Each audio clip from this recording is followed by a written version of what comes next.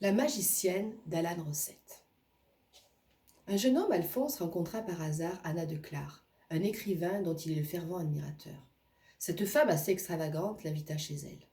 Alphonse, qui rêvait de devenir écrivain, lui demanda de lui donner ses secrets. Donne. Eh oui, je pourrais te donner quelque chose. Chut. Un soir, je me trouvais à Londres. Il pleuvait. J'ai hélé un taxi sans succès. J'ai pu voir l'entrée du métro à l'angle de la rue. En descendant les marches, j'ai pu apercevoir vaguement des gens qui s'y abritaient. Un jeune homme d'aspect ordinaire, petit commis, trousse à la main, mais il avait un regard étrange. Une femme aussi, genre concierge, pas belle, elle était borgne. Puis il y avait une troisième personne. Ne me demande pas qui, je ne pourrai pas te le dire. 10 minutes après, on était à moitié éjectés de nos sièges. Et merde, je me suis levée, je ne suis pas de celles qui restent sans rien faire, sans bouger. Bizarrement, une portière s'est ouverte sur la voie. « N'y allez pas, madame, c'est dangereux !»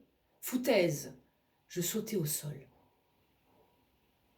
J'avançais en plein tunnel de métro tout noir, en rasant le côté du train.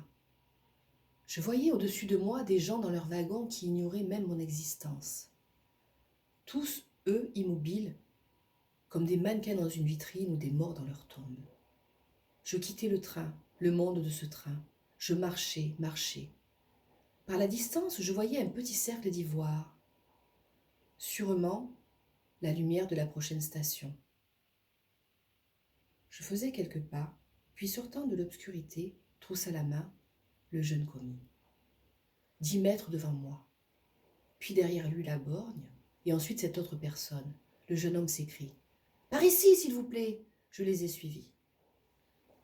De ça, de là, j'entendais le bruissement des rats. Ils s'amusaient à frôler nos pieds. Puis il y a eu une ouverture, on s'y est engouffré. On avançait dans le tunnel. Tunnel vaste, vaste celui-là. On marchait en silence.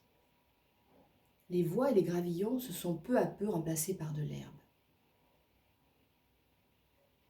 Et oui, je pourrais faire quelque chose. Mon chéri, tout ceci n'est que de l'imagination, ça s'appelle de la fiction.